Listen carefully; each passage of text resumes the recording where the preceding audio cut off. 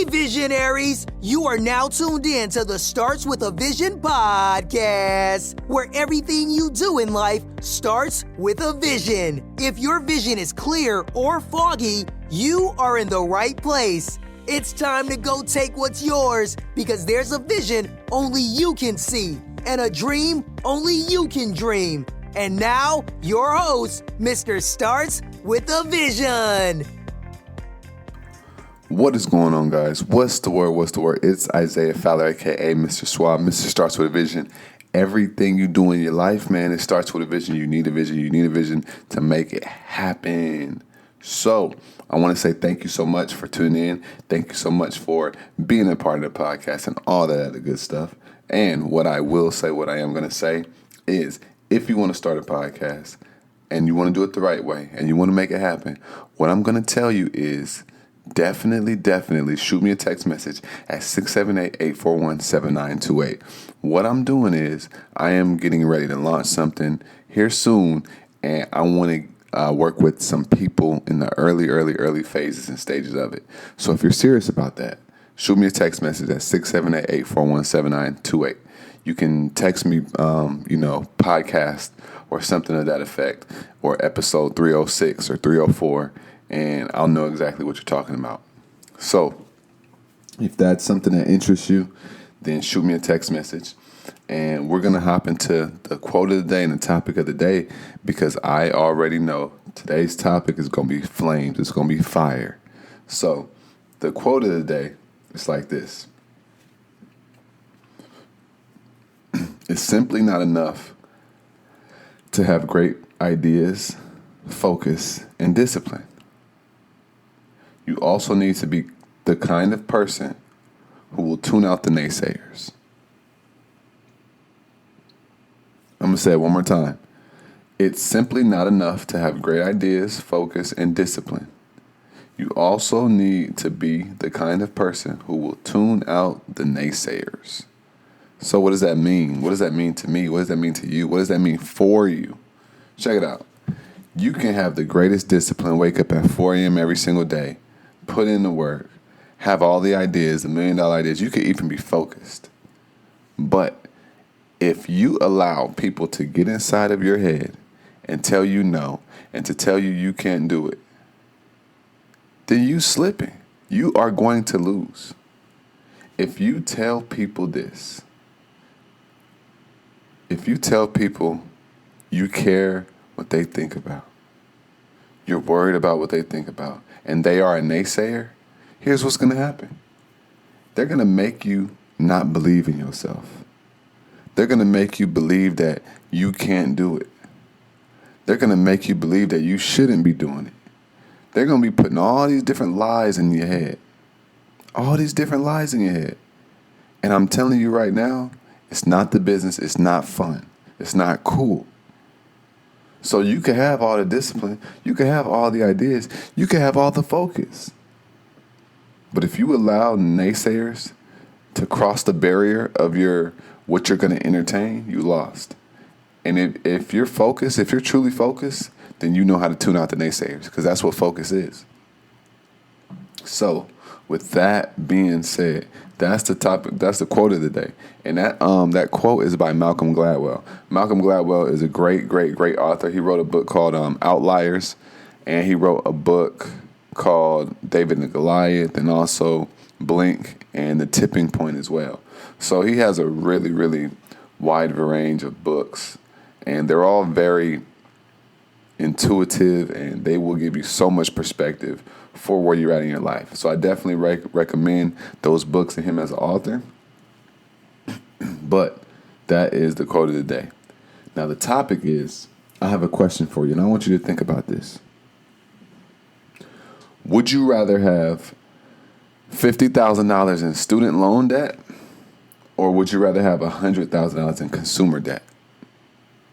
Credit cards and loans and stuff like that. I want you to think about this really quick. Would you rather have $50,000 in student debt or $100,000 in consumer debt?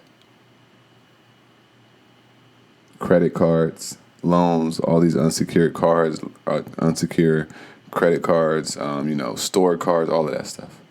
Which one would you rather have? Now, as you think about that, let me ask you something.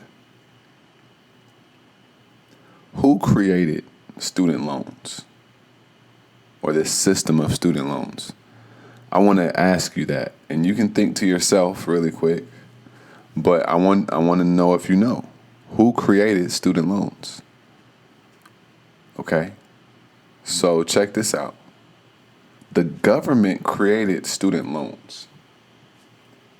Now, since the government created these student loans, here's what happens. The government says, we're going to create these student loans for people who want to get a great job. We're going to lie to them and say, there's all these jobs once you get this piece of paper, but you need to pay us, or we'll pay your way through school, and later on down the road, you need to pay us. Now, here's the main thing that a lot of people don't know. This is what people don't know. Student loans are the only type of debt that is attached to your social security number for the rest of your life. For the rest of your life. The only type of debt that is attached to your social security number for the rest of your life. So if you got in $200,000 in student loan debt, then I need you to understand that you will never be able to get away from that debt, ever, unless you pay it off. But let's say you had $100,000 in consumer debt. Consumer debt. You got credit cards, all this stuff. Did you know that you can simply file bankrupt, not even bankrupt, Chapter 7, and you can be wiped away and wiped free of all of that debt? All of that debt. Did you know that? And let me ask you this. If the government created student loans, then who created bankruptcy? Think about this. The government is going to create any and everything that supports them and benefits them as a government.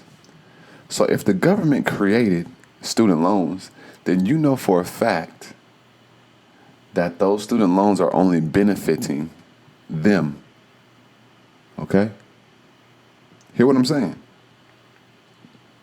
But if the government created bankruptcy, then you need to know that bankruptcy is the only thing that is benefiting them. Bankruptcy is benefiting the government as well. And here's why. These rules that are made in this world, they're not made to support the lower class, the middle class people. They are made to support the rich and the wealthy. So bankruptcy was created because the system was created. So the same people who created this whole system, they created bankruptcy, and here's why. If you made a house, if you built a house, would you build a house without doors? I'm pretty sure the answer is no.